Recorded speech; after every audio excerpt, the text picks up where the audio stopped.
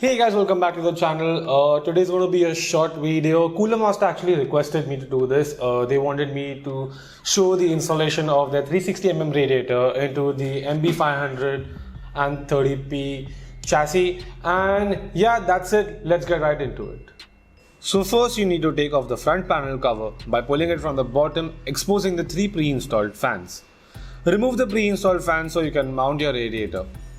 Now take the AIO cooler and put the radiator in the case as shown here and align it with the holes on the front panel.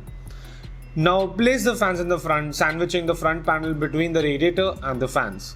Once the holes are aligned, insert the screws and tighten them, and repeat for all the 3 fans, and your AIO cooler is now installed.